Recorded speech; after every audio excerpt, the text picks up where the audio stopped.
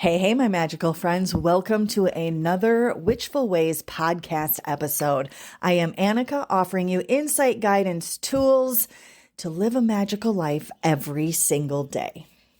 Today, I want to chat a little bit about faith and belief system. And of course, as with most podcast episodes, this information or this opinion of mine comes about because of a discussion that I was having with somebody. This one was a person that's in the inner circle, and we were having a discussion about springtime and things that change and morph and, all that magical mystery of nature. And then we came into the discussion of birds. And I live in southeastern Wisconsin.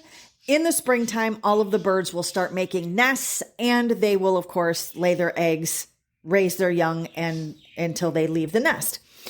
In my backyard, actually in the corner of the awning that overhangs my back door, every year we have a pair of birds that nest there. Not saying they're the same birds, they're just the same type of birds, red-headed house finches. They make a nest in the same corner of the awning every year. I allow it. A lot of people go through and they're like, oh, it's messy and it is, but I allow it because I absolutely adore watching those babies grow.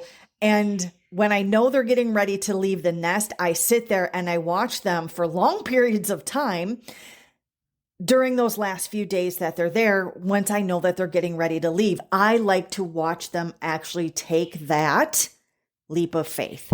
And that is where I feel like there's so much correspondence into how we live our daily lives when it comes to simply having faith in whatever our belief system is, right? Faith is tied to our belief system to a certain degree. I mean, you can have faith in many different things, right? But when it comes to your belief system, no matter what it is, I don't care if you're Catholic, if you're Christian, if you're Jewish, if you're pagan, if you're Wiccan, it makes no difference. You still have a level of faith that comes into play when it comes to your belief system.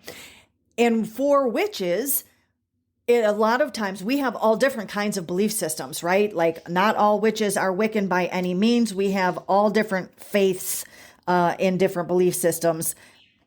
Witchcraft is simply the act of performing rituals and rites that create changes in your environment yourself, right?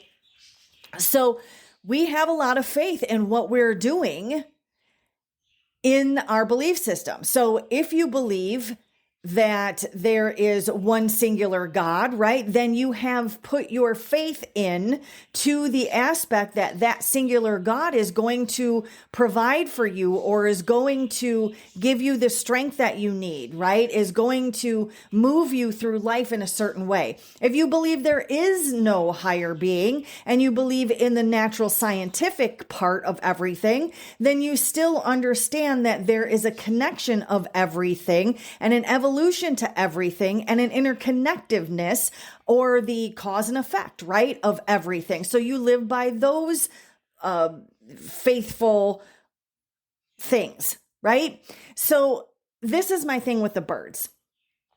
I love that I can sit here and I can watch them because I understand that the only world that they know while they are in the nest is what they can. Now they nest in a corner of my awning, right? So they only have a view of what's in front of them and what's below them.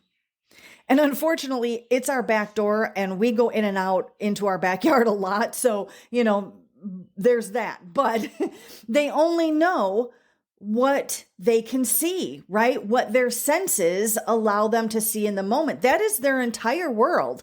And that's the same for us when we're living in the physical realm, is that we're disconnected from anything other than what our senses can personally perceive. We have to just put faith that there's something else beyond what we can see. So that's powerful, right? So when these birds finally decide to take the leap of faith that there is something more out there, that they just understand and know that when they walk off of the edge or jump off of the edge of the nest, that they're not just going to, like, what's going to happen? right? They don't really know. Maybe they have an expectation. Maybe in bird language, their mother and father have told them when you jump, you're just going to have to flap your wings and understand and have faith that you are going to fly. Like, that's a huge leap of faith, right? The same thing for us. We have to understand that we are only able to perceive our surroundings with the senses that we have. To be able to lean into something that we don't have tangible evidence of is very difficult for a lot of people, right? We battle with that. Whether it's because somebody else has told us and we're untrusting of those people, or even if we are trusting of those people, right? It's still, you have to have the courage to be able to step outside of what you know in the moment. Like for 12 days, the only thing that these birds knew was the nest that they were sitting in and what they could see in front of them. Because they're in a corner, everything else is blocked, right? But when they decided to actually step off of the edge and take that leap of faith and realize that there was so much more. As soon as they stepped out of their comfort zone, they were immediately met by the rest of the physical world. Like, they could see everything that's surrounding them, right? Like, they could see everything more than they could have probably fathomed was available to them. The entire world is available to them, right? I mean, I don't know how far they can fly, but you know what I'm saying.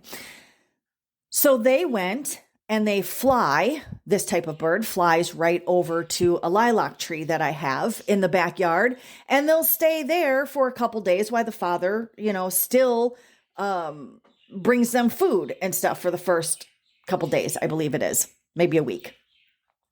But they get accustomed to their new surroundings and the new everything that they have never experienced before, a little bit at a time, right? While still being cared for by somebody else, while still being shown kind of somebody that's been and doing it before them, that they have trust in,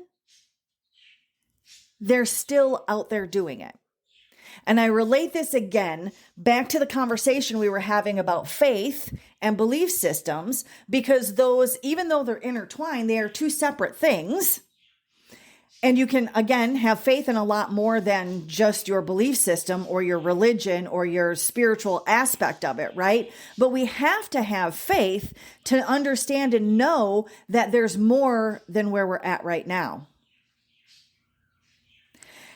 We have to understand that when we do finally step outside of our comfort zone, we get over that fear, that anxiety, that hesitation, and we just step off the nest, that there is so much more that we are instantly available to understand and see and perceive. And then we stop at that level for a period of time, right? It's not like you just open the floodgates and all of a sudden these baby birds jumped off of the nest and flew to Florida. No, they went pretty close into somewhere that they knew was safe, and they allowed themselves the time to become acclimated and accustomed to their new surroundings and everything else that's available to them now, with still having somebody that they can ask questions to, quote unquote, lean on, quote unquote, still get fed the information and be shown what the next step is, right?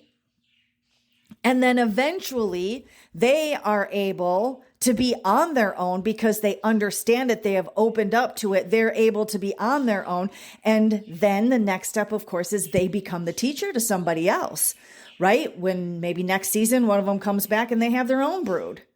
So I absolutely love the correlation that you find in, if you really sit and enjoy nature and enjoy the things that are wondrous and beautiful in all of the seasons, right? Y'all know me, I am like a winter season lover, but I do love all of what I like to call the wildlife in my backyard, which consists of birds, squirrels, chipmunks, and rabbits, right? But there is so much that you can learn just from being observant in the magic that already surrounds you every single day.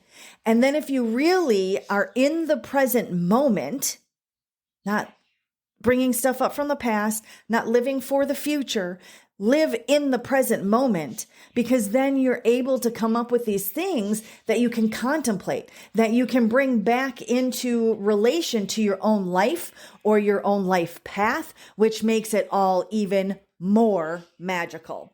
So to sum it up, those birds all left there were 4 in this first brood. We get 2 every year. The first brood, there were 4 babies. One of them left one day before the other 3. And the other 3, I didn't see the first one leave, but the other 3 I watched leave one right after the other.